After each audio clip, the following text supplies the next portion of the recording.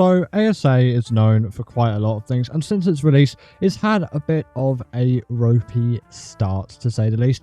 But at this point, it's almost been out for a year, and I sort of wanted to do a year-in review of Ascended, and I want to tell you what I think of the game now a year after release. Also, if you go back a year across my channel, you can see my thoughts and opinions of it when it initially released. The hopes were high, but maybe those promises weren't met. The first thing that was a big downer for me was they said it would be more optimized than the first game and it would run better, and that simply wasn't the case. I should have expected this though. Realistically, Unreal Engine 5 is not the most high performing of engines, especially considering the visuals that it gives. But with games like Subnautica 3 and the Horizon, which I'm sure are going to run great on the latest, greatest, or not even the latest and greatest hardware, it was a little bit of a downer, especially considering the game only really came with DLSS support. There was no FSR support.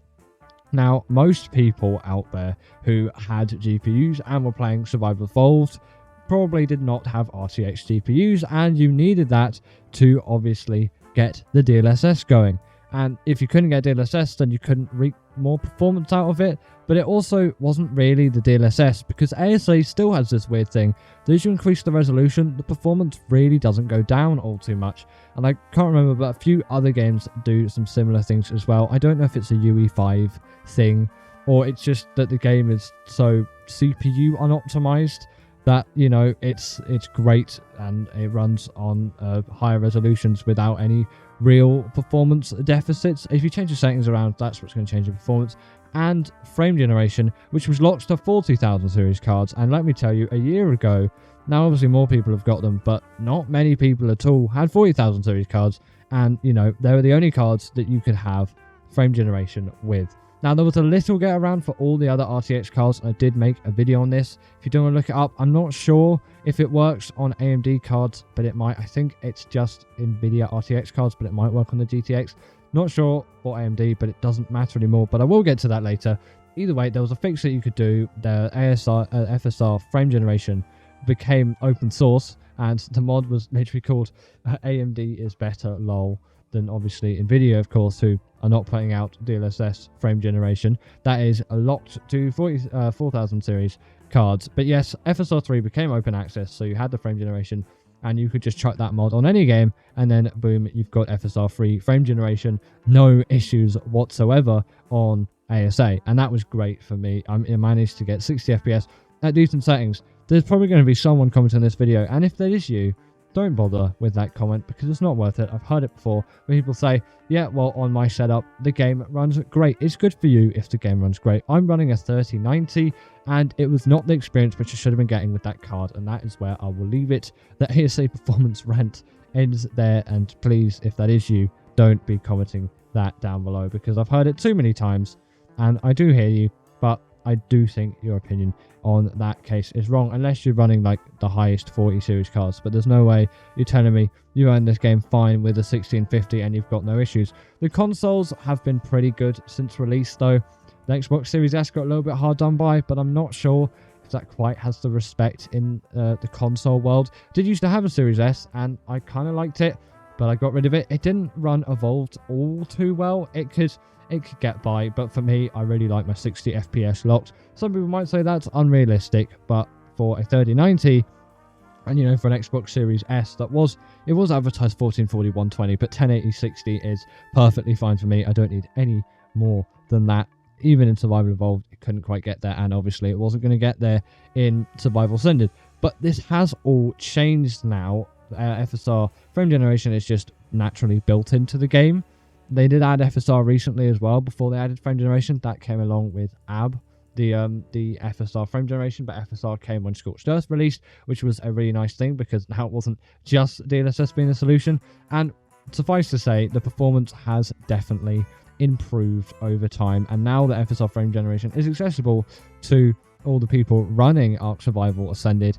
That mod is no longer needed anymore. It still is for some other games which have not got FSR frame generation, but you know, it's such an easy port that game developers are sort of seen as a little bit lazy, and it's like, you know, what are you doing these days if you don't port FSR frame generation 3 into your games, especially if it's a UE5 game where some people are definitely going to be struggling to run it. I think that should be a necessity in games these days. Either way, the settings are more optimized and I can run the game comfortably 1440p, 60 FPS, and it is really a really nice experience, and I truly like what they've done with the performance of the game. In terms of visuals, visual glitches, not all too much has happened. Some stuff has happened and I have noticed some improvements, but I still get those occasional flickering shadows and the clouds flickering.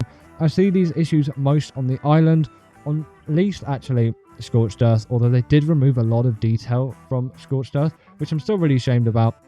I haven't actually gone back to check to see if they've added that in, but I don't think they would have, and that is a little bit of a shame for me. But it's not the end of the world. It's not the worst thing. At least Scorched Earth, I would say out of the 3 maps that are out now, the island, Scorched Earth, Ab, that's the most preferable one to me. Ab looks nice, but still with some of those shadow glitches. And also, I need to state this, and I don't know if anyone else has this opinion. I'm not quite a fan of the anti-aliasing that is used on ASA. It just makes everything look a little bit sort of smudgy. And it makes it look a little bit like an oil painting, and I'm not sure if I want that in my game. I want it a little bit crisper. It's sort of like that TAA you get in Battlefield 5. I can only think of that as a reference point. If you know what I mean, you know what I mean. It sort of makes the game look muddier and lower resolution than it has to be, just to save on maybe those few jaggies that might be there. But I'd rather have that than just all of this muddiness. And from that muddiness, I can, I'm not even running DLSS like performance or lower than that. I'm actually running DLA on ASA, and even on like quality, not using DLA, it looks pretty much the same, but DLA just adds a little bit of quality to it further and crisps it up a little bit. I still think it's a little muddy, and why Ab is it's a beautiful looking map on ASA. I think it's sort of, for me, on par with the ASE map. I don't really have, like, the ASA map is technically better in visuals, but with some of these visual glitches and this anti-aliasing, I sort of put it on par with, just normal standard survival evolved aberration. And especially when I'm running these 2 games at the same resolution. And, I do have Ark Survival Evolved maxed out and Ascended. Not quite, but my view distance is maxed out and all my post-processing's up and things. Like, even if I do max the game out and suffer a little bit of performance, it still does not look better for me. But still, if you're a fan of the ASA anti-aliasing, or you just don't have an issue with it whatsoever, and I do agree the game is in a much better state than a year ago, and I can recommend it if you want it. With Bob's Tall Tales as well, it's a good thing to invest into, because there's a lot of extra story you can get on Scorched, Ab, and Extinction. And Extinction is the next map for release. It has been announced, but I actually stupidly haven't really paid attention to the announcement, so you're going to have to look up the details for that, and I'm probably going to look it up after recording this.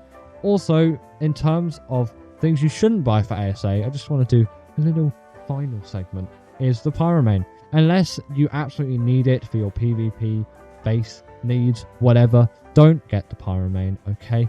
It is just a scam. I would never wish that upon anybody, to get yourself a Pyromane, because I just disagree with the concept of paying for a creature entirely. I know the Oasis Ore is linked to Bob's Tall Tales, but you get Bob's Tall Tales as well. It was a little bit cheesy, but the fact that there's now a whole creature just tied to one paid thing. And they said they weren't going to do paid expansions for ASA when it was originally announced, and they said it would be free.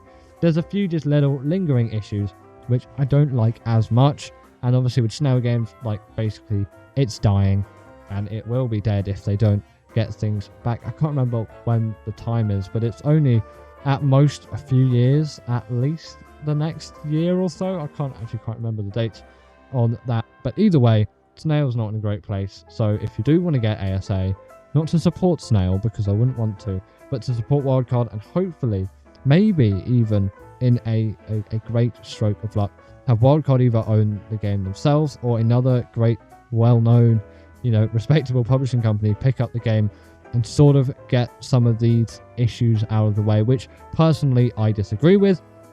I think this could be a full-on recommend for me. But if you do want ASA, it looks interesting too. There are 3 maps available now, which is way more than there was a year ago. 3 times more content, and the Bob's Tall Tales expansion is coming through more clearly now. So I think you can get a lot more out of ASA, and I do recommend it a year later if that's what you want. I still prefer ASE, and you know, at this rate I probably always will. It is the nostalgia factor for me. But if you want ASA, or if you don't have ASA already, because I know a lot of you watching this and a lot of you on my channel already have ASA, then get yourself ASA, and I think you'll enjoy it quite a lot. Now, of course, we must shout out our Patreons, Ekaterina Puchkova and Karina Thorne, who are our paid Patreon members at the moment. Thank you for all your support.